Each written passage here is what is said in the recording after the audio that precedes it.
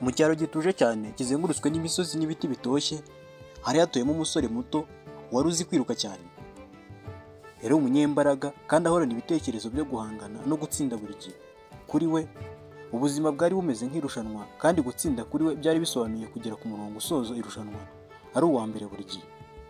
Ibitekerezo byo gutsindwa ntibyigeraga bimuzamo na rimwe. Umunsi umwe abagize icyo cyaro bateguye amarushanwa yo gusiganwa. Uwo musore yarabyishimiye cyane, cyari igihe cyo kugaragaza ko azi kwiruka kurusha abandi bantu bose. Abandi basore babiri baratoranyijwe ngo bahangane nawe. Abaturage bose b'icyo cyaro ndetse n'abahazengurutse bose buzuye imihanda baje kureba iryo siganwa. Mu ruvunganzoka rw'abari baje kureba iryo siganwa hari harimo umusaza w'umunyabwenge wari wavuye mu kindi cyaro, amaze kumva imigabo n'imigambi y'uwo musore w'umunyempano. Yaratuje cyane, mu maso ye huzuramo uburakari mu cyimbo cyo kwishima nk'uko abandi bari bishimiye. Bidatinze isiganwa ryaratangiye, bariruka bya nyabyo. Byatangiye barimo kugendera hamwe, ariko ubwo isiganwa ryari rigiye kurangira abandi basore bacitse intege. Wa musore w'umunyempano arabasiga, abatanga ku murongo wo gusorezaho abo wa mbere. Abari aho bose bamukomeye amashyi, ari nako bataka izina rye cyane baryamamaza. Umusore byaramushimishije cyane. Wa musaza we yari akirakaye, ntiyamukomeye amashyi cyangwa se ngo anishime kuba yari ashoje ari uwa mbere. Umusore yaramubonye ariko aramwirengagiza, atekereza ko ashobora kuba atabibonye, wenda hageze atinze. Bidatinze hahise hategurwa gusiganwa rya kabiri.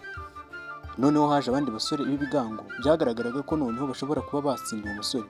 Bidatinze isiganwa ryaratangiye nk'ibisanzwe. Wa musore muto yarirutse cyane arabatanga, arongera abo wa mbere. Abari aho bose bamukomeye amashyi cyane, baranamufana cyane ku rwego ruruta urwa mbere. Ariko wa musaza we yakomeje kugaragara atishimye. Uwo musore noneho ntiyabyihanganiye, yaramwegereye aramubwira ati, muzehe we, ntiwabonye ko nabaye uwa mbere? Ko bisa nkaho bitakunejeje? Umusaza yaramusetse ntiyagira icyo amubwira. Uwo musore byaramubabaje, ahita atekereza ati, uwategura isiganwa rya gatatu nkongera nkamwemeza, mwereka ko nshoboye cyane. Uwo musaza yaramubwiye ati, mu mahirwe nkuhitiremo abo muri busiganwe ku nshuro ya gatatu. Uwo musore yarabyemeye. Ku buryo butangaje, uwo musaza yatoranyije umusaza umwe ndetse n'undi mukecuru ngo baze basiganwe n'uwo musore. Umusore yarabasetse cyane ati, aba bananiwe no kugenda koko niba unzaniye ngo dusiganwe? Urumva hari uwasiganwa nanjye akansiga? Ifirimbi yaravuze, maze uwo musore yiruka cyane nk'ibisanzwe agera ku murongo wo gusoza mu masegonda. Mu gihe wa musaza na wa mukecuru bo bari bashaje cyane, bari bakiri ku murongo utangira, bananiwe no kugenda. Umusore yazamuye amaboko nk'umuntu wari utsinze irushanwa ku nshuro ya gatatu. Gusa noneho ntawamukomeye amashyi nk'ibisanzwe. Iyo yabaga yatsinze bamukomeraga amashyi cyane bakanamufana, ariko kuri iyi nshuro habuze n'umuntu n'umwe umufana, habe n'umuntu n'umwe wamukomeye amashyi. Bimucanze, umusore yasubiye kureba wa musaza w'umunyabwenge, aramubwira ati, kuki nta muntu n'umwe wankomeye amashyi noneho? Umusaza yamurebye mu maso yitonze, maze aramubwira ati, nshuti yanjye, kuri iyi nshuro wagombaga gusoreza hamwe na bariya bantu uko ari babiri, haba uriya musaza ndetse n'uriya mukecuru. Umusore yaragiye abafata mu kiganza baragenda. Yahagaze hagati yabo, umusaza ntiyabonaga ndetse n'umukecuru yari ashaje cyane adashobora kwigenza.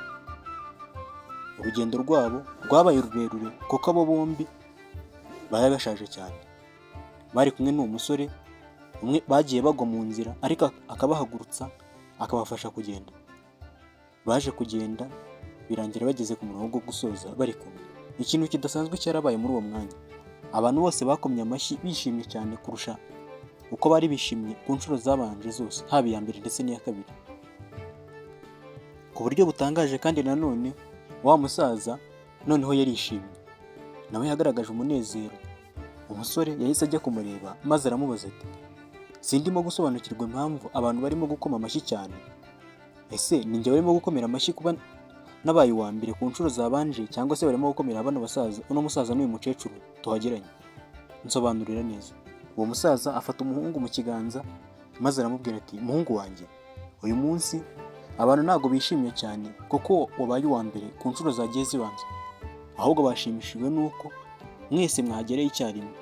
Igihe wirukaga wenyine wahageze uri uwa mbere, ariko igihe wafashaga abandi gutsinda watsindiye imitima y'abantu, abantu barushaho kugukunda. Niko bimeze mu buzima bwa buri munsi. Nugenda wenyine mu buzima hari igihe uzisanga urimo kwiruka wenyine, ariko nugendana n'abandi uzakundwa n'abandi kandi mufatanye kuzamuka muri byose. Yahise yuzurwamo n'umutima w'impuhwe, yavumbuye ko ubuzima buri gihe atari ugusiganwa, ahubwo ko hari igihe biba ari ngombwa ko ufasha abadashoboye kuzamuka ndetse mukazamurana. Muri ubu buzima tubayemo buri wese aba ari mu isiganwa runaka, isiganwa ryo gutsinda, amafaranga, kumenyekana ndetse n'ibindi.